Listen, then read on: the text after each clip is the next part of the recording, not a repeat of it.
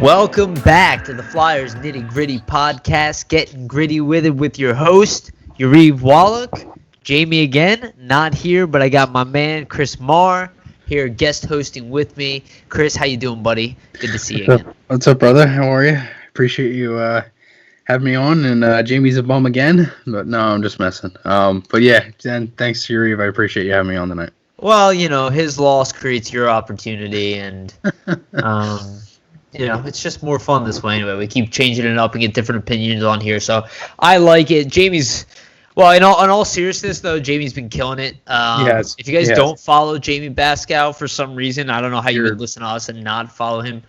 Make sure you follow him. He is on top of almost every update. That guy is like one of the drive horses of this brand, without a doubt. He's the heart and soul, and it's He's awesome. Mr. Happy, Mr. Positive. Yeah. He's awesome, dude. Yeah, and if you don't like his positivity, too bad.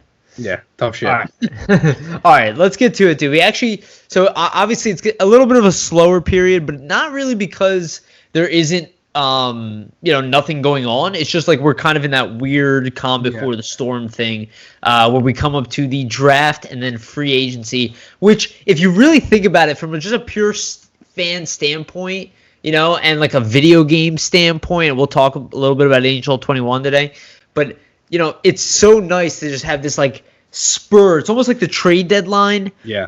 Right in the middle of the year, in the off season. Kind of like a 3-day trade deadline or something like that. It's crazy. Yeah, it's gonna be interesting, and I do expect a slew of trades among those weekends, and I do expect the Flyers to be part of that to some degree. They have moves that they need to make. And let's talk about our UFAs for a second, okay? Let's go. Start off, we'll talk about the UFAs, and then I want to go through the team itself. We're just going to go through a full overhaul. If you watch my gritty rant from, I don't know, it was episode 10 or something like that, talked about all of the players pretty much. We're going to do that again. Only going to hear Chris's opinion mixed in and probably maybe a little more in-depth than before. So on this one, our UFAs, let's start with the goaltender because I feel like I like starting here. I started the video this way as well. And I want to start with it because I want to talk about Brian Elliott because I think he is a player who is maybe not appreciated enough, but also kind of in the twilight of his career. So it's kind of okay to expect him to kind of step down. But I think a little bit of the attitude of he wasn't good last year, I don't know if I would agree with that. I've heard some of that. I think he had a pretty strong year.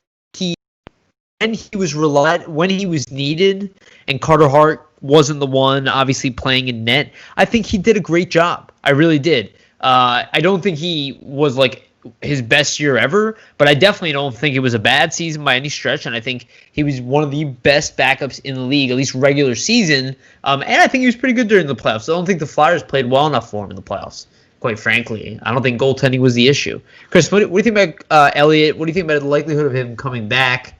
And do you have any, backups in mind if he weren't the one? Well, I mean, to start off, you can't just look at the numbers of Elliott and say, "Oh, well, he did this." I know the number. Obviously, the numbers aren't the whole story, and they obviously don't show everything that Elliott brought. I mean, and you kind of hit on it too. He won them games. He kept them in games. He stole them some games. I mean, he was in the games he played, and when it mattered most for the Flyers, he was phenomenal. And majority of the road starts in the season. I can only honestly remember a handful of times he started at home. But as I said, down the stretch, he played up against some tough teams. He had that back-to-back versus Columbus. He had that game on the road. A couple games versus the Capitals. Played Pittsburgh on the road. He had a couple tough games. And he went up against some tough teams. He's played really good. And again, I personally think that they should re-sign him just because you know what you're getting out of Elliott. You know what he can bring here.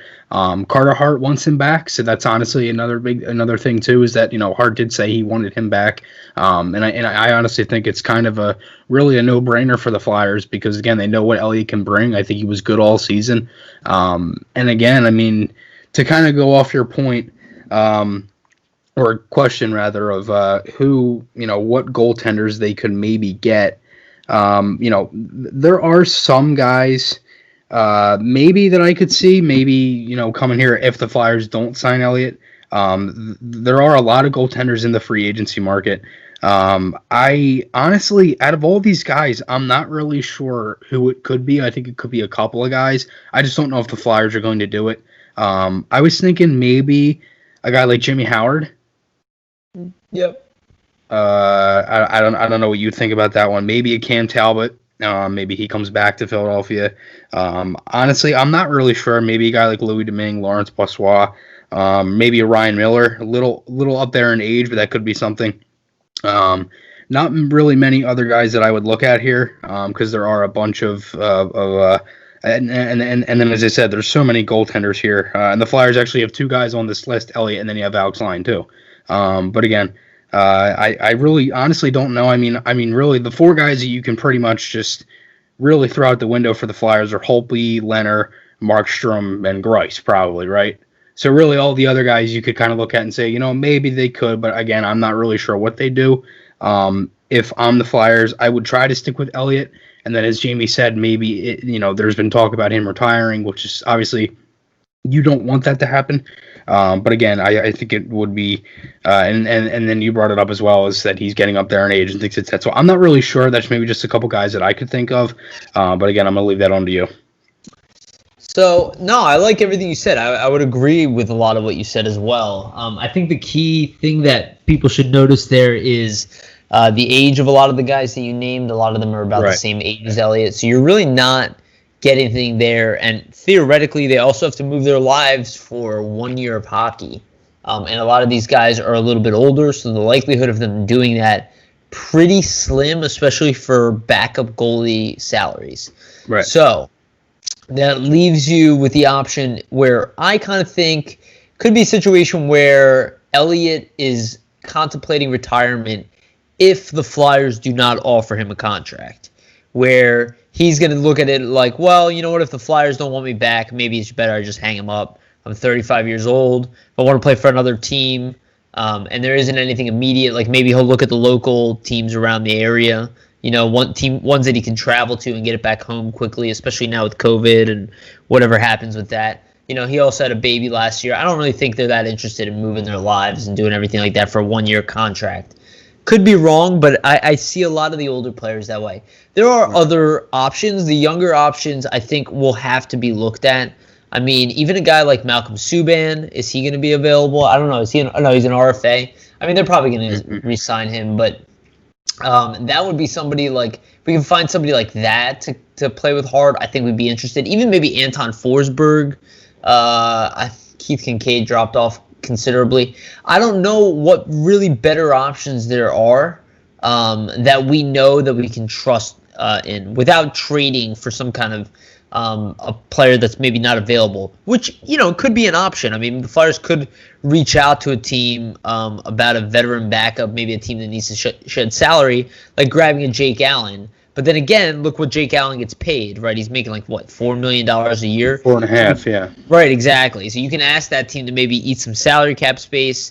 But I don't think the Flyers are really looking to invest that kind of money into a goaltender. And they don't have a lot of money to really invest into really, I shouldn't say anything, but as you said, they don't have the money to invest into a backup goaltender. They only have $6.2 million in cap space, and then you still have to throw in Myers, Patrick, and Hag. Right? Yeah, man. It's I mean, maybe somebody like Craig Anderson would be amazing even, but again, he's 39. Like, these guys are not younger. No. And Moose is what, 35? Yeah. So he's right there. Thomas Greiss is 34. Right. Aaron Dell's 31. I can't see Greiss leaving New York. Right. So I mean, I really do see the Flyers trying to re-sign him. Even Hudobin, who's obviously having a fantastic year. He's 34 years old. I mean, just because they hit 35 doesn't mean he's dead. Yeah. So I kind of see it that way. Even Jimmy Howard, he's 36 years old. Does he really want to leave Detroit? Maybe. I think he's talked about actually leaving Detroit. Well, it gives him 1 more year, so that is an option. Like, I like what you said. That's what I'm saying. I didn't disagree with any of your backups because I was just looking for other names. But is Garrett Sparks gonna do the trick? Probably not. We'll probably go with Alex Lyon as our number 3, right? Maybe Louis Domingue. Yeah, I think that's a decent option. But he want to be going to be one number 2, right? So Louis Domingue would be maybe a decent option there. I don't know if he's better than Elliot though. He'll probably require less money, which is something to consider. Like I don't know what it would take to bring Jimmy Howard over here, but if maybe we can get Jimmy Howard for a cheap price because he wants to come here and maybe give it one more shot. He thinks he might be able to win a cup, but don't you think maybe Elliot wants that too? And I don't really know if there's been a difference in performance. And that's the thing. Like, I don't know if this is like, and again, I don't think this is like the main aspect to it, but like, I kind of think it's a no-brainer as well because of Hart. What if the Flyers bring in Lundqvist? I'm just kidding. Totally. Could you imagine? Yeah, they get him for nothing. Yeah. Future considerations. The king comes to Philly. Yeah. That would suck. He would just be the backup here, and he would be pissed.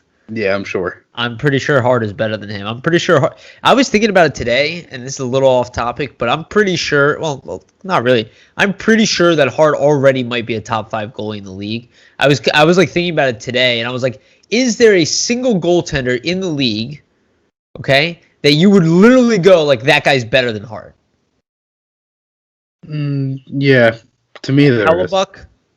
I say Hellebuck, Rask, Vasilevsky, Price. Okay. So the guys who are more developed. Pretty much. Okay. So do you agree maybe that Hart, a guy like a guy like Markstrom? Hold on. Do you agree that Hart I think Hart's better than Markstrom today.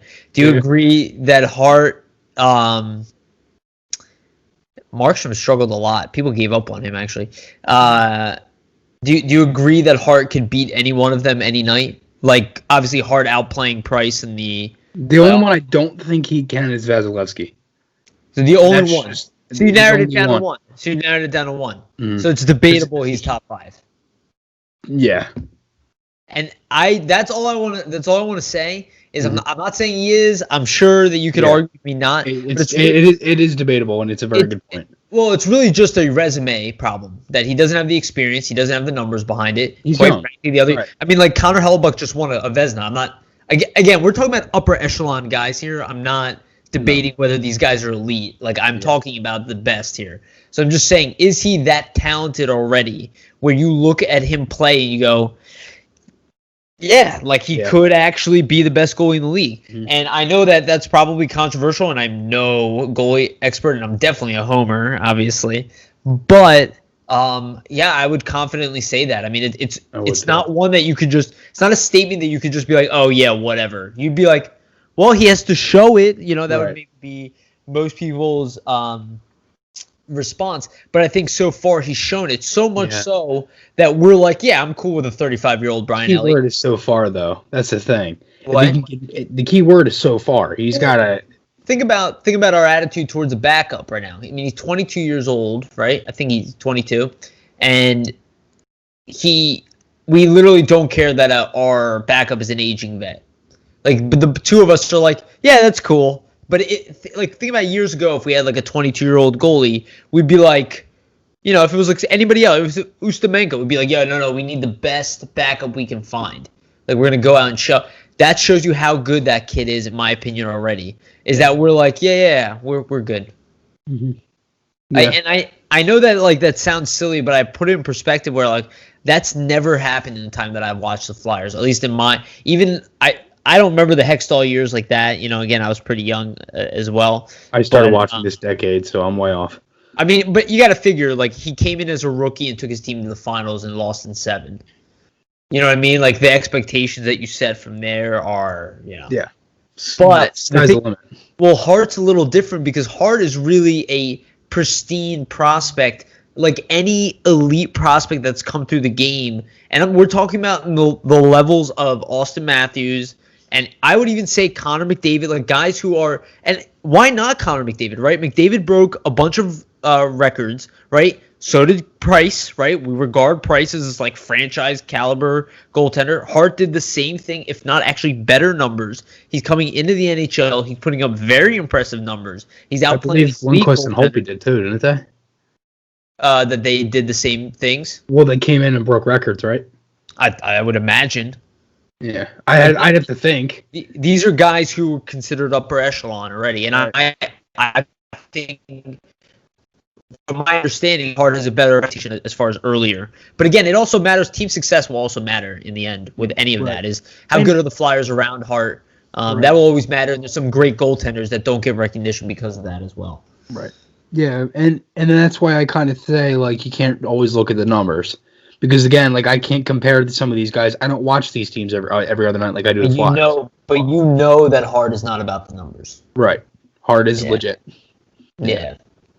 Anyway, I'm going to start gushing. Stop gushing over him. All right, let's go to the D. Let's move on from goaltender. Let's go to the D. So we got three, we have three free agents, one unrestricted in Justin Braun, two in Phil Myers and Robert Haig. The Flyers still have Provorov, Niskanen, Gostisbehere, and Travis Sanheim locked up, all making between 3.2 and 6.7 million. So it's actually a good chunk of change, and you can consider that a top four. And if Ghost was a top four, that's actually a great price point for a top four set. The problem is Ghost is not being used like a top four, not even a bottom pairing. Yeah, he's being used like a 7D right now. Yeah, so at that point, you got to figure the Flyers are trying to move on for that contract. That contract's movability obviously more than pays for Phil Myers, who will probably get something a little less than what Sanheim got, but probably something right around there, either 2 or 3 years, depending on salary. If they might give him 3 years and just, maybe give him 3 for 3, maybe what? Yeah, maybe like a 3 years, 2.5. Yeah, I think that would be fantastic. That's what I would try to be getting him at. I would offer him actually a lot less than that to try to get him at 2.5. Maybe 3 years too. Yeah, I'm sure he would ask. Combined, he would ask for what Sanheim got, but he actually, while I think the potential is there, I think the Flyers' argument would be that we didn't use you for 20 minutes a night like we were Sanheim. We were using you for 17 minutes a night. So you're not going to get that same. You weren't playing that role, and I think they kind of do that on purpose, and that's the benefit of having depth. You're right. Is that you can get these guys for a little bit cheaper because you don't have to rely on them, so their resume is a little harder to negotiate on paper. So, what do you think about the Braun? I'll just go through it. Tell me what you think about Braun, and then tell me what you think about Myers and Haig. What do you want, and then is there anything out there? Same thing as goaltender in the ether that you would consider. Honestly, as for Braun, I personally think that I don't think there's any way the Flyers sign him cap wise. Honestly, I just don't think they have the money to sign him. And honestly, to me, I just think he could want more money. He could want less money. He could want the same money. I don't know what he wants. And there could be a team out there that overpays for him. I don't really see it. It could happen. I'm not really sure. I know my opinion on that has changed. But again, I just don't see the Flyers signing Braun. As for Myers, as I said, I think around like a 3 years, 2.5, maybe even $3 million. Something like that I think would be absolutely perfect, and I think that would be just amazing because the way that he's played and the way that he'll progress is just going to keep getting better and better each year, and then he'll go into that pretty big contract there. And as for Hag, I like Hag, I really do. I really want them to re-sign Hag, to be honest with you. He's perfect as a 7-6 D-man. And again, I don't think his contract really changed from what he gets right now. And as I said, I thought he had a really good season. I think he's overlooked at times, to be honest with you. But again, I like all the options they have. I don't know if they look for anything defensively. That might be something they could use in-house. They might be able to bring up somebody, maybe a guy like Friedman, maybe a guy like Zamula, who could be ready at the start of the season. We don't know. And honestly, there definitely could be others as well. So again, that could be something. I'm not really sure if they look for anything in the defensive market because I'm not really sure if they even have the money to be looking, for something that big. But again, I think some of the things that they could use could be in-house as well. Yeah, no, I think that's pretty solid breakdown.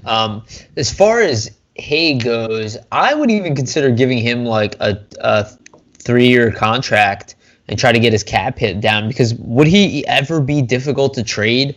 I don't think so. From 25 to 30 years old as just a good bottom pairing guy, I don't think that contract would ever be an issue to move. I don't think so either. Yeah, so why not lock him for a few years? He's always going to be a good guy, and if you got to move his contract, it's not it's not really an issue. If anything, you're probably going to get a nice asset back for him. So I do expect Robert Haig, and I think he's earned it. And I think they like their group. I think they like the people that they have. The relationship he has with Oscar, too. Yeah, and I think that we're going to want to keep a lot of those core guys around. If anything, Justin Braun is going to be missed. So that's where I'm like, I do think they're going to add a guy. I don't know if Braun's going to be that guy. I think even if he was affordable, I don't know if the Flyers would sign him because I think they might look for something a little bit different. And just his age, like the age of 33, I think they might try to get maybe somebody sub 30 that can potentially be here for a couple years if we need him, maybe even as a top tier AHL guy. And that's kind of what I think they might look for in free agency. But I don't know. I mean, there's options there. I mean, they could end up bringing just a guy who's really good who ends up being available that they didn't think would be available. And they're just like, hey, it's depth and whatever. Good luck in the expansion draft. And, if you want to take somebody, we have a ton of good players, so you're going to miss out regardless on who you get. And, and that could be the attitude because I don't know. I mean, I feel like a lot rests on moving Gostisbehere. Like, if they actually do move Gostisbehere, and that really is a plan, which, again, you're kind of moving a guy that you're trying to get a guy like him back. So is it like wiser? Right?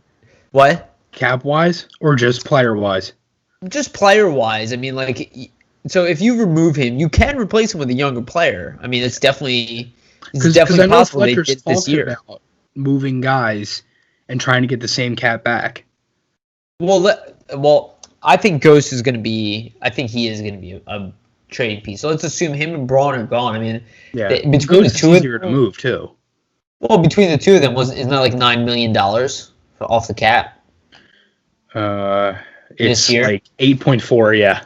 Yeah, exactly. 8.4, 8.3, something like that. Okay. Well, no, what was Braun? I thought he was $4 million. 3.8. Oh, he's 3.8? I thought he was 3.8. 3.8. Okay, then that explains it. So yeah. So that is a good chunk of change. I mean, Gostisbehere is a good chunk of change, but again, like, if they don't plan on moving him, they can get a different type of piece for him and a forward at that. And that leaves Braun's contract essentially split to Myers and Haig.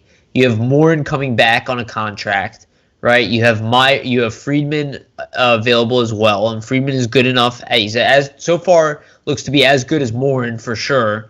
So you can't really assume that one's better than the other. If anything, Morin needs an entire year to. Yeah, they talked like AV said like 50, 60 games at the Fans. Right? Exactly. So he'll probably start there, and I can't see a team really biting on him until they've seen him play. So realistically, the Flyers will get. There's no reason for a team to be given a pick on a chance, Yeah. So I think most likely he's going to go down to the minors and play there. So that leaves Friedman kind of as an extra. They can carry him. But I don't know if they really want to go in without another veteran. But it's something they could add in the future. But if they do get rid of Ghost, I think they have to add somebody. If Ghost is I think so too. You're losing two guys. You have Friedman who's younger, who you want to give him ice time now, but you lost two guys. You didn't lose one, and Morin isn't ready. You think maybe another like top six, maybe middle six guy, or like a top four, maybe middle four guy. Well, what if you could get a really good veteran on a 1-year deal? Petrangelo. No, yeah, that's hilarious. Maybe more like, let me look. If I'm like looking at, because you got to find somebody who's older, because they're the only ones who are really going to take a 1-year deal, right? Yeah. Is Hjalmarsson on his contract here? I don't think so, but No. Maybe I'm wrong. I asked because What I saw about something. Sekera? I wouldn't mind Sekera. I mean, he's a little older than Braun. He's 37, right? No, he's 34. 34. Okay. I mean, he's still pretty old. I love the Dustin Byfuglien idea that people brought up, but I don't. I think Jamie said that to me. I don't think he's done in the NHL. I don't think he's coming back. Yeah, it would be amazing though. Yeah, like, is there really that big of an option? Maybe Yannick Weber? Eh. Kevin Shattenkirk for 1 year? Nah, he's going to No, he's staying in Tampa. I mean, they're gonna have trouble re-signing guys. But I don't know. I don't know if he's gonna want a 1 year deal. You know what I mean? Yeah. We really don't have great options in free. Chris Weidman, Maybe Lucas Borbietsky. Visa. Could be. Honestly, there's really not that many options of guys who would take It's in house.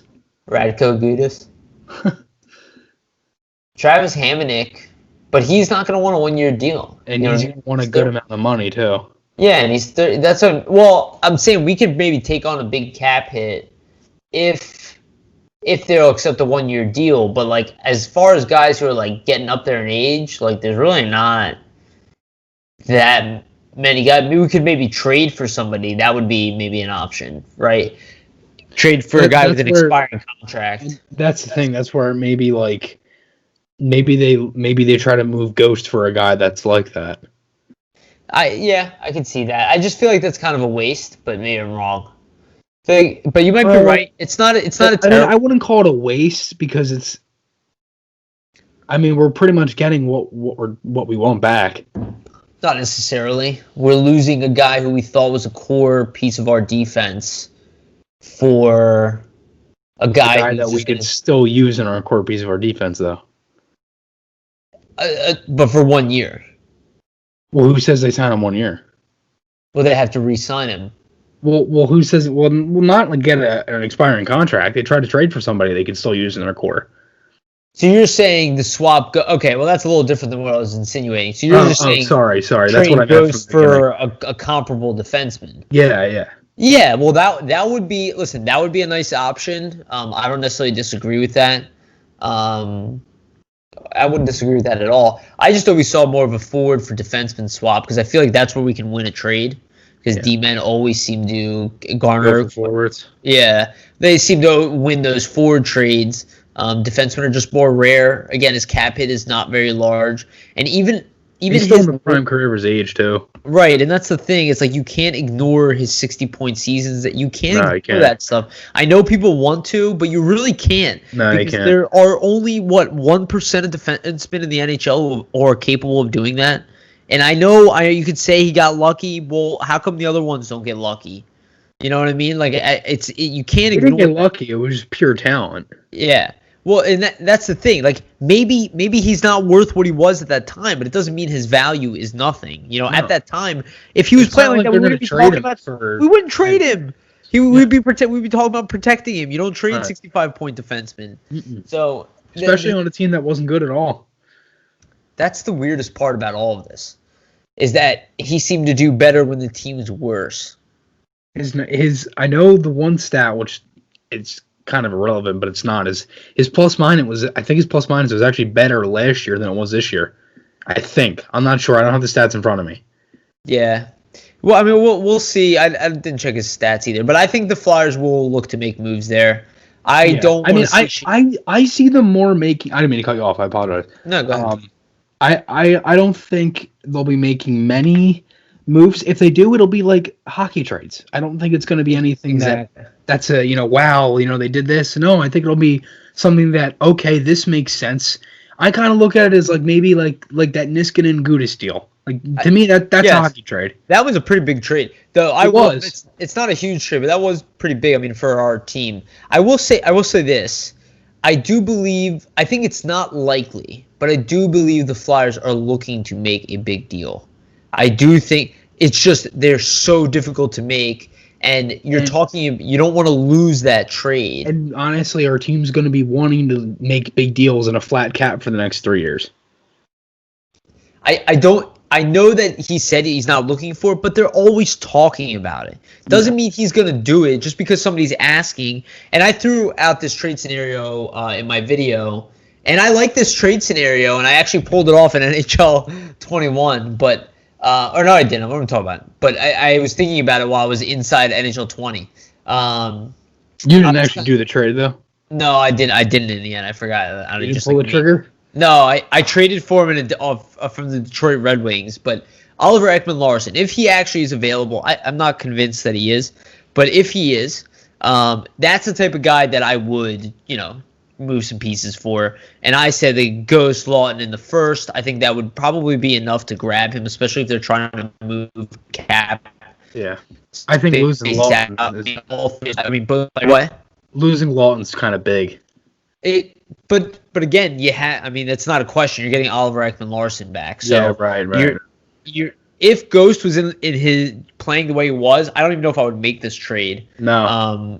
To be honest with you, but the fact that Ghost is what he is today, you throw in that first round pick to compensate for Ghost, right? Being maybe more of an X factor. And then they get Lawton, who's a player who definitely fits into Tocchet's system and is definitely going to be a good player for them and just hitting his prime right now, where he probably is going to produce more, and they can choose to re-sign him in the future. The Flyers move some cap the other way, and the Arizona Coyotes can kind of keep their talent level, spread it out throughout their team a little bit, and get a first-round pick in the process as well that they can maneuver with. That would be the type of move where I'm like, okay, you add Oliver Ekman-Larsson to Provorov, Sanheim, Myers, and Niskanen, and it doesn't matter who the extra guy is at that point. Yeah, I mean, you're talking about one of the strongest defenses in the league by far. You're talking about competing for a cup next year. So that's the type of stuff I would be like, okay, I would trade valuable resources to get a guy like that. But I don't really know if those deals are available. Yeah, and that's the thing. Like, going back to what I said about his plus minus, he was a minus 20 last year in 18-19, 78 games played. In 36 less games played, 42 this year. He was a minus 4. I mean, and then the year before that, he's a plus 10. With Kim this year, it was more that not that he was bad, it was that he was just very hot and cold. Yeah, and I don't barely played. I think he as I said, he played 36 less games than he did the year before. So sorry. Well, I was gonna say even during the playoffs though, he had some games where everybody's like, okay, Ghost is back, and then he's out of the lineup. Yeah, and like the thing is like I don't understand why he wasn't in. Their power play wasn't doing anything, and you could have used him. I think because the Flyers weren't really that focused on their power play, to be honest. I think they were, but like overall, they were more just focused on just playing a game, like a physical, mistake-free game. And Ghost doesn't really excel in that type of environment. Doesn't, yeah. And I think that's really the problem. Because his role is replaced by Provorov and Sanheim and Myers and Niskanen, and we have all of these guys who can move the puck, and we have younger guys coming who can move the puck. That's the problem. Where other teams, they don't have a slew of offensive defensemen that are rocking and rolling. They might have maybe more defensive guys or maybe more two-way guys. Yeah. But we have guys everybody's got them, but some teams need it. We don't. Yeah. We just have a depth right now. So, again, with a combination of everything, I think that's what happened. But at the same time, it doesn't seem like the coach is really buying in. He's not giving him the extra for whatever reason. Maybe they don't believe in him. But and then at that point, then you're definitely not keeping him around. So yeah.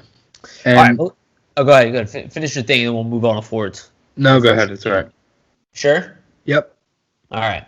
Then let's go to forwards. So forward-wise, I think it's a little simpler, and we'll talk about all there is to get excited about. There were 4 unsigned players at this point. The main one, and I think probably the final one of the remaining ones will get signed here.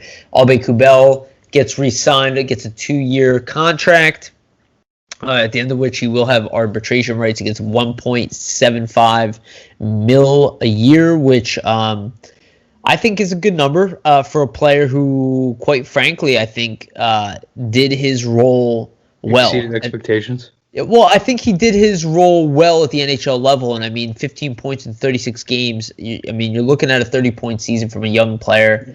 I think 1.7. He had 10 of those 15 points in the last 15 games of the season. Yeah. 5 goals, 5 assists. I think I said 1.7 million. I went 1.075. So that's under 1.1 million. So let's say about 1.1 million per year. Yeah, and I totally agree, man. He had a strong season and well-deserved contract there, so congrats to him on that one. And then the other 2 remaining, we got Nate Thompson, 35 years old, and Derek Grant, 30. Tyler Pitlick, 28. all UFAs. What do you think, Chris? I don't think they sent on any of them. Honestly, I don't think they. I think they need to move on from Thompson. Grant, I don't know. I mean, I don't really. I think Grant could have maybe played a little bit better. But again, I'm not really sure if they've re-signed Grant. Pitlick, I think now that you signed Albie Kubel, I don't think Pitlick's going to be as easy because Pitlick could get a little bit more money. And again, they only have $6.2 million in cap space, and then you got the other three guys we talked about. Actually, four with Elliot. I don't know. I mean, I could see them maybe signing Grant or maybe Pitlick. I'm not really sure if they do, but I personally believe that they probably won't sign any of these guys. Yeah, I think it's probably what it's looking at. I think they want to re-sign Pitlick, but I think he'll want a little bit too much money, and they won't be able to pull the trigger on something. I think they really liked him this year. I think we all do, and I think he showed that he has a lot more to give, at least for a couple more years. He played really well. Just keeping his feet moving. He's just fast and tenacious, and he's got a lot more. He's got a lot more skill than I realized. Yeah, exactly. Well, I mean, he was a former first-round pick. He's the type of guy where he might actually have a really good year next year and put up some numbers more than he has in his career, and kind of. It could be a nice value for a team looking for a guy in their bottom six as a winger. Our problem, in my opinion, is a centerman. And I think Nate Thompson, while I think he did an admirable job, I think he's 35 years old. I think he is actually not that bad of a skater, but his offensive output is pretty minimal, and I think that's not really worth the investment for us at this point. Derek Grant is a guy I was hoping would be here, but after seeing his speed kind of decrease significantly, and that will be an issue as the season would roll on. And I don't think center is really going to be his prime position in the NHL for the Flyers. So that's at least the way we play and the type of center we're looking for. So I don't think either one of them really fit the bill for a re-sign. And if Pitlick was the center, I think he would get that contract. I think because that's the thing. If he's versatile, he can play center and he can play wing like Grant does. But Pitlick can't play center. He can't take faceoffs. Yeah, and I think essentially that's what we're looking at here in the playoffs or in the free agency is that the Flyers will look to be adding, a forward, probably one that is good at penalty killing, good at faceoffs, physical, hopefully really good size. They can add like a guy. A little bit more offensive talent too. Well, yeah, exactly. Like maybe he could be relied upon for 30 points a year. You know what I mean? Like another Scott Lawton would be great, and if we can, even if he's a little bit older, I'm like just trying to see who might be available. But it's kind of tough, maybe because these guys are not as easy to find as people think. Because we need him to play center, and we need him to play center well. And those guys don't actually get shopped around. But maybe like a Brian Boyle, even though he's older, I wouldn't even. Eric Halla. Eric Halla, I think that would be awesome. I just think he's going to be too expensive. What? Cody Eakin? Carl Soderberg. Cody Eakin. Yeah, exactly. Melker Karlsson, maybe? Yeah, exactly. Melker Karlsson. We mentioned all these guys to each other. Yeah. I mean, these are all guys that I think... mentioned last week, too. Yeah, probably. We're just repeating ourselves at this point. I mean, I don't know if Warren Fogle is available too. I mean, I would look at him, but I know he's a winger, but at least he's really physical. But even an older guy, maybe Jason Spezza, but they're going to need somebody in there who can play all year on that fourth line center role and just eat minutes, block shots, you know what I mean? Throw dudes around, get in people's face, maybe even fight at time. Like, it's almost like a mix of like Nate Thompson and, Stewart and Pitlick together. You know what I mean? If we need one player who can do, maybe 65% of what those three bring. And they're not going to be. It's not going to be easy to find. But if we have to pick one of those aspects, the physicality, the skating, maybe the size, the face-offs, that's kind of what we need. We need a mixture of that. So that's what I see the Flyers being biggest, kind of objective. Do you see an opportunity to make a move in this offseason for forward at all?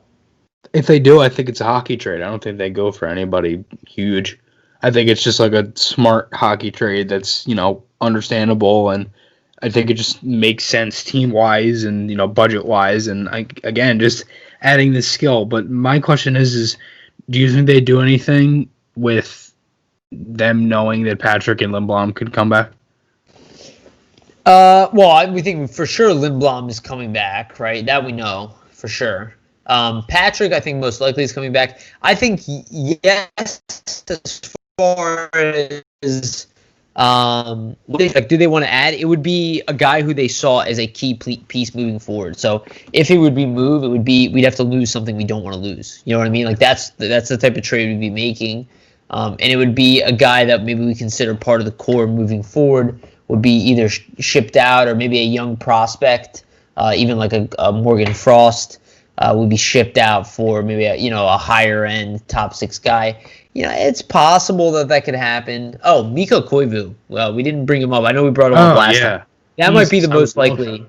That might, and the connections with Fletcher. Right. That might be exactly what we need. He was really good. He probably covered for 1 year. He could do the blocking, the shots, the whole thing. He can play power. He can play power play. He can play penalty kill. Not saying he would, but he can. There's also Filppula. I know a lot of people aren't a fan of him anymore. I liked Filppula when he was here, but I don't know. I think he's a little too old. I mean, Koivu's 39, so I can't say much. Yeah, 37, but he'll be 39 by the time he's done. But the connection to Fletcher, I think, is the key there. Right. I don't think the Flyers are going to make a big move. I think that I don't either. It's possible, but I think with the youth that they have available, and we're going to talk about that in a minute here. With the youth that they have available, it's not. They don't. And that's the thing. Maybe the things we're talking about could be in-house fillings. Maybe it could be something like that, or maybe they don't have to because they know that they have it in-house. Well, there's also the fact that the expansion draft is going to be coming closer and closer, and then you don't know what's going to happen during the season. And what if the Flyers are one of the best teams in the league, and they're like, let's just go out and get that sniper we wanted. Patrick Laine is really unhappy in Winnipeg, but he has 35 goals this year, 40 goals this year, and we got to package up some of these young players and just go for it. Hag for Laine, if they'll go through. Hag in a third, right? Hag in a third, yeah. I said to Anthony DiGrazio today, Hag in a third for Ghost. What do you think? Anyway, but yeah, no. I think there's opportunities to make deals, but I don't think the Flyers are looking for it. The Flyers are pretty deep. Yeah. I think they'll look to play better hockey, and I do think. Listen, my view on Nolan Patrick is that he is a fantastic player in the making. I want to see him back so bad. If there is a problem, that sucks, but I don't. I try to see the positive outlook. I've seen road bumps along the way. I think Lindblom playing was fantastic, but we know he wasn't 100% either. And Nolan Patrick was dealing with a head injury. So you got to figure all these situations are different. You know what I mean? Like, I don't know exactly what's going to happen with any of these players, but I do believe the Flyers have the interest to keep Patrick around, to develop him into the star player that they drafted. And if they don't, I think they're dumb. Well, I don't think that they're reactive the same way we are, where they research a guy for 12 months, if not 24 months. They have the second overall pick in like a decade that this team has had, if not more, right, since JVR. 2006, right? And they're going to just throw, and they take him, and within a couple bumps in the road, in his very young age, where he's still a prospect. Right. And they're just like, yeah, you didn't have it. Sorry, dude. I know, but we thought, and you got a couple head injuries, so, you're out. It's all right. Just don't let the door hit you on the way out. And the idea that any NHL team would treat their players like that, if they have, is mind-boggling. They're probably not successful teams. I mean, let's be quite frank. You can look at GMs who treat situations like that. Even the situation with Eric Lindros, and I will repeat that, was avoidable by the Flyers. And it's avoidable. I don't want to, say who's responsible. I don't know all the elements of that story. But all of that stuff is a communication problem, most likely. And a lot of times is like that is a lot of the problems that we deal with today. And I think that the solutions with Patrick hopefully will come soon. And if he's on this team, I think that's a complete game changer. I've said that over and over again. God. Him and Lindblom on this team. Just imagine it. We had a very solid line. Imagine the center depth with Coots, Hayes, Patrick, and maybe a guy like Koivu. You can throw in Giroux. You could throw in Lawton. You could throw in Raffle if needed. I mean, Jesus. Like, the center depth that they have is just unbelievable. Yeah. Totally agree. And let's get into that. So let's go to the next segment. Who are we excited about? So we're going to each name top 3 guys. This is prospects. So guys who are not really in NHL. Maybe they got a game or something like that. But guys who are still considered prospects. We were talking about this earlier. So maybe Friedman probably wouldn't be considered at this point. But who are you excited about? Who do you think is going to potentially make a splash in preseason, or it's going to be tough because we don't even know about the AHL season at this point. Yeah. So let's say training camp, preseason, who's going to be available? We know some guys are overseas. They might stay overseas, at least for the beginning of the year. We don't really know exactly. So let's do a top 3. Chris, you want to go first? Yeah, I got Zamula, Rubtsov, and Ratcliffe in that order. Okay. Well, go through them. You can't just name them out loud. I thought you were gonna go. My bad. Okay, so Zamula, I absolutely love the guy. I mean, the talent that this kid has is just insane. Rubtsov, I'm more excited. What do you think? Oh, I'm saying, but what do you think role, like, why are you excited about Zamula? Like, what do you think he's going to be doing next year? Because we're talking specifically next season, right? Oh, all right. Like, what are you excited about next season? And that's the key to this, is these guys have to excite you for in the context of the next, let's say, 12 months. Okay. All right, my bad. We didn't define it well. You don't need to apologize. All right. To me, I just think Zamula could really come in and just. I think he's honestly able to come in and showcase his talent now. I think he honestly could make that jump to come into the NHL. I mean, from what I saw, from when I watched him in the World Juniors, I mean, he was looked at as maybe Russia's like top 4 defenseman, and he was their best defenseman like the whole time. I mean, this guy was just absolutely amazing. He was so good, power play, penalty kill. He reminded me a lot like you talk about Pronger with poise. Like, that's what I saw with him. Like, the poise that this kid has is just insane. And you've talked about it before, and I know we've talked about it off camera as well. But he made the Black Ace team. I mean, I don't think a lot of people were expecting that. I did, but again, I said a lot of people, not you. But no, I mean, again, I think he could honestly make that jump next season. I think he could really be one of those like young and upcoming guys that like not many people really expected to be, that guy, but I think he can still come up and really produce, honestly. Some people think he should go AHL maybe for a year. And I know that I talked about that with York as well. Maybe he goes AHL, but he also looks even a lot more ready than we thought. But again, I think Zamula could honestly come up this year and take the jump. I don't know if he plays AHL because, again, with the whole situation with if they're having a season or whatnot. But again, I mean, going into Rubtsov, I just want to see Rubtsov, come back because I want to see him consistently have play a full season and be the player we know he can be. Because he's been riddled with injury, and he had that injury not that long ago when he was playing as well. And I know he has the skill, and I think a lot of people have looked at him and kind of overlooked him at this point because he's been injured for so long. And honestly, like, I'm just so excited for him because I know the skill set that he has, and I seriously want to see him continue because he played a couple games this year, and he didn't. I believe, how many games did he play this year? Do you know? It was a handful, right? Rubtsov, I don't remember off the top of my head. I'd have to look it up. Wasn't a full season. I think it was a quarter of a season he played this year. Maybe I don't think it was that. It might have been like maybe a handful of games. Looking it up. Yeah, but you're right. Yeah, it was only 4 games in the end. Is that really? Yeah. Damn. His first game was November 1st versus New Jersey. Yeah, that's right. Right. Injuries. Yeah, and that's the thing. I mean, he was playing really good his first year with the Phantoms, and then he got hurt. Our season was cut short. I forgot about that. Right, yeah, and it was cut short early. He was telling, I think he already had, 6 goals in, 10 games or something like that. He was playing really good, and then it was, in November he ended up getting hurt. But as for Ratcliffe, I mean, I would love to see him just come – oh, my God, because I know the skill he has, and he's not really a guy that you see as, a pure – playmaker that's that size. I mean, he's 6'6", he's huge, and he's just a guy that monster. And that's the thing. I mean, he's Sam Morin's height pretty much, and he's not a guy that, it's not a guy you look at to play forward, and he's got that much skill. And I just he had a real down season with Lehigh Valley, and I think he knows he has to play better. And again, it's a whole different system and things like that too.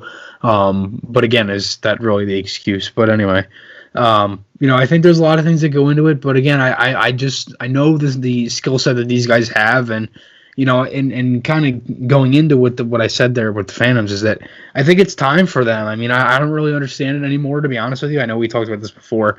I don't really understand why they're kind of struggling as much. I mean, I think they're a very good team. They obviously have a lot of skill. I don't know what it is. They have some good goaltending, pretty solid defense. You have all guys that can probably still and have played in the NHL and have been NHL defensemen. And you still have some pretty good goaltending. You have a good coaching staff. Scott Gordon, good head coach. But I know I'm kind of going off topic. But as for Ratcliffe, as I said, I mean, I like him. His skill is just insane. And for his size, I'm really excited for him. And I hope he can continue to have a strong year. And I really think he will. Yeah, no, I like those names. I'm going to try to be a little different because to be honest with you, I mean, I have pretty much the same list plus Frost. But I'll try to change it up a little bit here. So I totally agree with you on Zamula. I think he is most likely to get calls up. I mean, obviously, other than Friedman, if Friedman doesn't stick in the NHL, I'm still not sure what the situation is going to be with him. But I think Zamula is clearly on the Flyers' special list, and I think they also see his poise. And I think him getting a contract out of camp is not a surprise, and I think they're handling him very similar to Phil Myers. And we saw how that was treated, so I definitely expect him to get a cup of coffee in the NHL at some point. It depends on his preseason. Like if he comes in and he's lights out, it changes the conversation. There's always that chance. There's always that chance, and I think Zamula is at least talented enough where you could see that. Is it likely that he's going to start in the NHL? No. I think obviously we both know that most likely scenario, he's starting off as the number one defenseman on the Phantoms with a slew of other young guys who, if they play, and that is the big question, will have big roles for their teams. So Zamula, great. Rubtsov, totally agree. I think he is a guy who the Flyers really hope could play on their team next year. We'll see what happens with what's going on. Well, hopefully he doesn't have to stay in Russia with, just COVID and everything like that. But if that's available, I mean, he's going to be fighting for a bottom six spot in the NHL. He's of age. He's successful, but it's really just a health issue for him. So as long as he can stay healthy, it's really not a question. It's still middle six forward is in his future, and I think he maybe could even be a 60-point guy in the league. He's got a lot of talent. It's just really about playing consistent hockey together. So the next one is Ratcliffe. Ratcliffe I thought was awesome. Second half of the year obviously stronger. I think his potential is through the roof. So we'll see what he does there. So my three players are. So essentially Frost, I think we should expect a lot out of him. And I think a lot of time has passed. I mean, if you're really looking at duration, by the time we really saw his NHL playing and the time he comes to camp, it's going to be 8 months or something like that. It's a huge growth rate, high capabilities, and obviously we need centermen, we need players. He definitely has a chance to make a big impact next year, and I'm still thoroughly excited about him. Wade Allison, super excited about Wade Allison. I know he has health issues, but I think if that wasn't the case, we would already be talking about him being a serious contender to make this team next year. And then let's just throw in Tanner Lashinsky there. And I think for obvious reasons of being just a complete player and maybe a guy who might make the team out of camp because he could. He has it all. And I mean, right now he's not that different from Rubtsov in a lot of ways. Maybe not as good. He reminds me a lot of Lawton. Yeah, exactly. He's that type of player, though. He's that two-way, maybe physical guy who can very good shot, though. Yeah, he's got a good offensive game too, and that's where I think it's interesting. I think Allison's got a higher offensive ceiling than all of them that we just mentioned, and he could actually be a top six forward, and that would be really interesting if Allison actually panned out. Because I mean, we were talking about Pitlick, but he could take that spot from Pitlick on a third line. And Albay Kubel could play a fourth line role there. So we'll see what happens. And honestly, maybe even Albay Kubel could play that role for the time being too. I think that's why they signed him. I think they see him as that guy, right? swing him up and down. Yeah. All right, so those are our guys we're excited for. I think there's plenty to be excited for next year. All right, we got 2 topics left here. We'll go over the NHL Awards, go over NHL 21. So let's just go quickly through the awards here because we'll just roll through that fast. So color, we have Cale Makar. Not a huge surprise there. I think Quinn Hughes was another one that everybody thought. I think they're both fantastic, so who cares? The Hart Trophy, Draisaitl takes the Hart. Not a big surprise for me. I mean, he had a ridiculous season. I know people want to give it to McKinnon, but the sheer just amount of points that he put up this year, I don't know. Whatever. He's a phenomenal player as well. Get the Ted Lindsay Award as well. So Draisaitl walks away with 2. Vezina to Connor Hellebuck, which I think was well earned. And we were mentioning it earlier. He's definitely one of the best goalies in the league. And if it wasn't this season, he probably would have won it another season maybe. And then a Norris, Roman Josi, and I don't think anybody's really surprised he had his best season and just kind of killed it for Nashville, at least statistically. On the ice. There are other guys who make humongous impacts for their team, but Roman Josi, obviously among great slew of defensemen over there, also sticks out of the crowd. What do you think about the NHL awards? Any comments? Any things you want to? I think all of them are greatly appreciated by everybody. Honestly, I think all of them deserve the award that they got. I know there's a lot of people kind of whining and moaning over this guy got this 5th place vote and whatever. I mean, honestly, I think all of them deserved everything. I can't really argue with anything, to be honest with you. I mean, I personally thought Hughes should have won the Calder, but Makar won, and it's definitely fair. It was pretty much neck and neck, to be honest with you. Who would you take? Who would you prefer, Hughes or Makar? If you could take either one. Hughes. Yeah. And I think that's where a lot of people are, and I honestly am in the same boat. Not that Makar isn't incredible. There's something about Hughes that he just something about. I think he's just better at defense, to be honest with you. We'll see. Time will tell. I think he's a little bit older than Makar, isn't he? Or am I wrong about that? Or is he? Maybe not. I forget I don't remember the age. I'll be honest with you.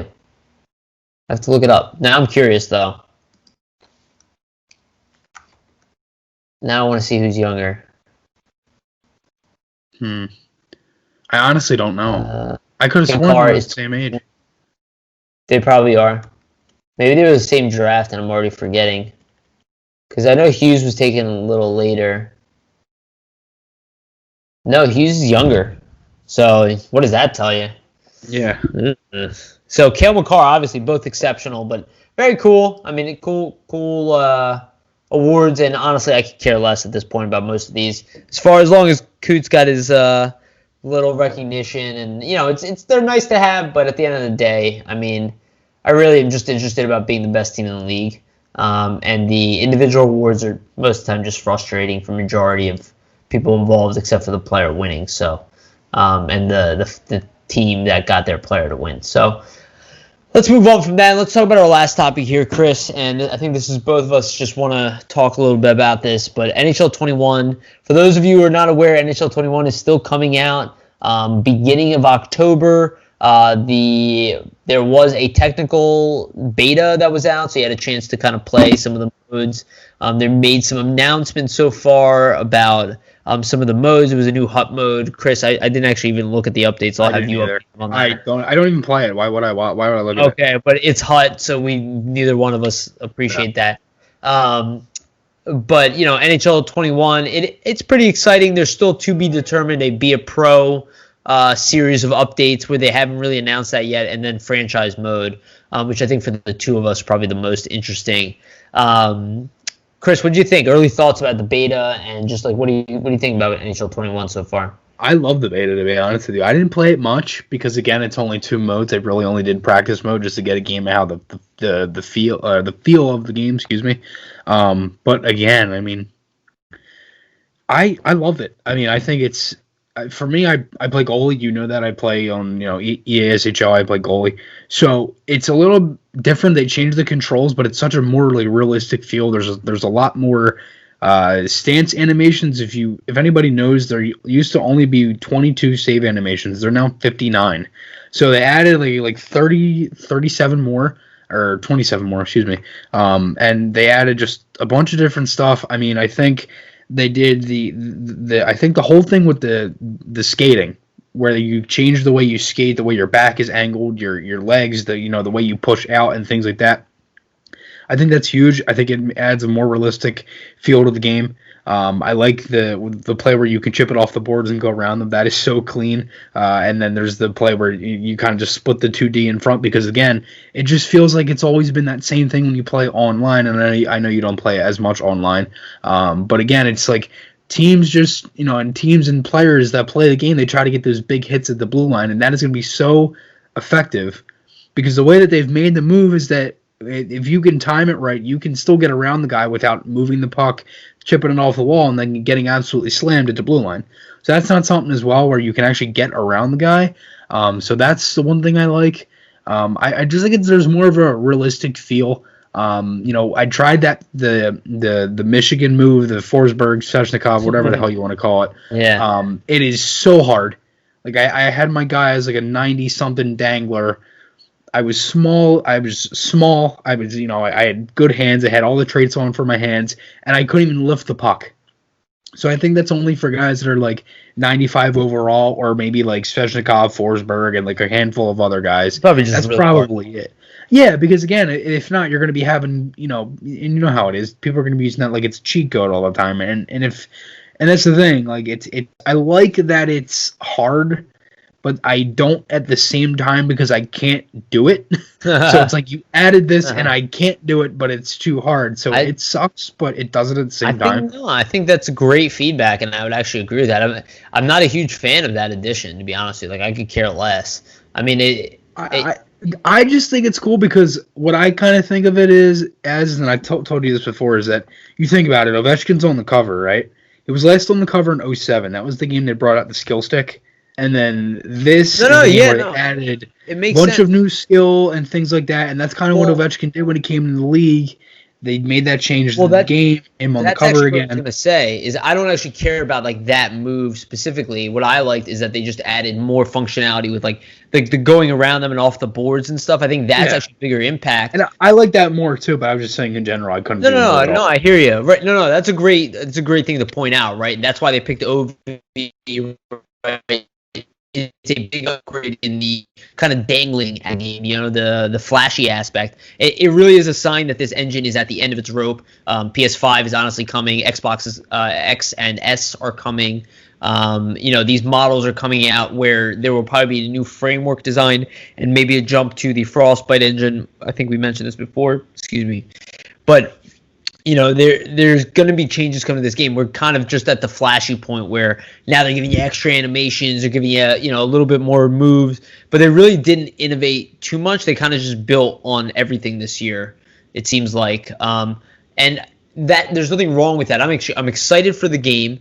I'm a little worried about season mode, franchise mode. I really want them to fix some stuff in there.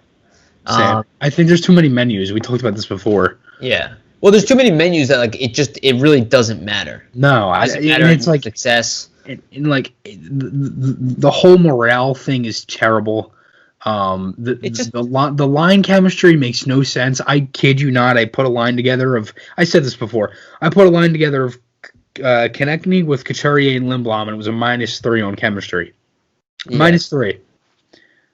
Yeah. Well, that's the problem. It just doesn't seem realistic to me. Well, because there's all these definitions. If you look at like some of the players, like some like, oh, they work better with this play format and it's like that's not real. No, that's not real. It's not real that a player just excels in one play style. Yeah, that's not really a thing. So putting those barriers on these players isn't a good idea. What it should feel like you are actually coaching a team. Like I have ideas, I put them together, and now I can work to make those ideas better. Like if I put together a line and it's not a +3 automatically, I can find a way to improve that line. The combination of those players, get them to work together more, that their cohesion builds over time. These are things I would like them to see them do. But I do think overall, I do think NHL is exciting that it's coming. It's going to come in this weird time where like we're going to have free agency and the draft. And they'll probably have this big roster update. It'll probably be a big selling point for them, right? To include like drafted players and whatever free agent trades. It'll be a big incentive to buying it. So if you don't really play this game, think of it from this way. I know a lot of people are really down on EA and they're down on the studio and they say, "Oh, I'm not paying for it this year," and I totally respect that. I have no problem with anybody who doesn't want to spend their own money, but know that a lot of times when you're doing that, you're actually not hurting EA. EA will probably just you're hurting NHL. You're hurting NHL, the studio. So EA will continue to find money, and if they dump NHL, they'll bring in another property. And that's the thing, because EA gives them a certain budget to spend the game on, and NHL probably has the least budget possible because it doesn't get. It's not as high in sales as a game like FIFA. Right. Well, because FIFA is, and that's why FIFA has every little nook and cranny that you can find because it makes the most money. And that's why it's on the frostbite end. But again, when those teams excel as well, it trickles down. And I use NBA as a comparison to the NHL crew for people who are really harsh on them. The NBA team can't even put a decent game out. They're a bigger sport. So if you look at what the NHL team is doing, they're actually very successful at what they do. It's not that they should be given cut a break because neither one of us think the game is perfect, but definitely I would say the team is supporting the team that's making you the game, and the more money they have, the more they can invest, and the better that product gets theoretically. Right, and going off what you said with franchise mode 2, and I'm kind of going to Be a Pro 2, is that it looks like Be a Pro is going to be a lot better. They've hinted at that. Yeah, they hinted at there's supposed to be a first person camera angle, which that's going to be gorgeous. That's going to be insane. I would love to use that just to test out my hockey IQ. But again, I think there's a lot of things that they could do with franchise mode. One thing I've always wanted them to do is I wish there was more you could do with the trade deadline. That's what they're doing. That's what they're adding. That's right. And I was going to get into that. Is that there's more to do with the trade deadline. They talked about that a little bit. Again, the too many menus. I heard that they were actually trying to make, I don't know if it was franchise mode or Be a Pro. I think it was franchise mode. I think they were saying it was only one screen. Everything is just on one screen was what I heard. I'm not sure if it's 100% true, and I can't remember. I would love for you, if anything, if you can find that and send that to me. That's very important because I actually, for people who don't know this, I actually work in IT and user experience and stuff as my other job. So that's actually what I focus on, and NHL needs a lot of work when it comes to certain modes. Terrible, but that franchise mode is a mess from just the fact that there's so much bloated content in there that is not necessary, and then other stuff that should be highlighted is buried deep. Like most players now, I have to search for their player type. Like it's not even available to see. It's like that is one of the most important things about. Anyway, I don't want to rip into little things about that, but there's little minor things down there. Yeah, it's nothing major. Get rid of it. Yeah. They should overhaul the entire thing, to be honest with you. The way that you put lines together, the fact there's only 2 penalty killing units, which doesn't make any sense because no team in the NHL only has 2 penalty killing units and always ends up hurting you when you play that game. I wish they could bring back the create plays. And you could see bring back ancient history right now. I was playing 13 the other day, and I was like, "Why isn't this in the game anymore?" Well, because here's the reason, and this is the reality. The reason is that each one of these things costs money and time to build. So while even the mode is maybe even efficient, right? Did people actually use it? And typically, if they didn't use it, a la GM Connected for all you people who really want that, I'm sure you're one of them, Chris. That mode was not used by many people that bought the game. And for the complexity that it takes to program something like that, it's just fiscally, it's not worth it for them.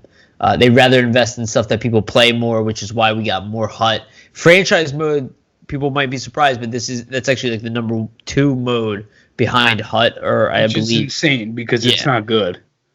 Well, people are desperate for season. People love season mode. And I never understood the season mode. Like, why is that even in there? It just, I don't get it either. Seriously, why is that even in there? You just play franchise mode. Here's why, because it's a more custom experience. Like, you can change how many teams are in it. You can make your own custom season, where franchise mode, you can't do that. It's very by the book. But I do hear you. I never use season mode because it's like I've never played it once. It's a poop version of the, NHL or franchise mode. So yeah, I mean, dude, I have all of these for a reason, and there's more under my bed. I could have grabbed a little handful, but I got all of these for a reason. I have 6, 8, 9, 14, 12, 13. I got all of them. I have the PC copies and the Sega copies from '96 and on. Yeah. I have a Sega copy of '94. Never played it though. Yeah, I've played all of them, and I think this is the best that hockey has ever been for NHL. Despite what anybody wants to say about NHL '94, this is the best hockey game they've ever made. You know what's something that I'd like them to maybe do that they had in the older games was create like the roster. I can't. It's hard to explain, but I remember roster sharing.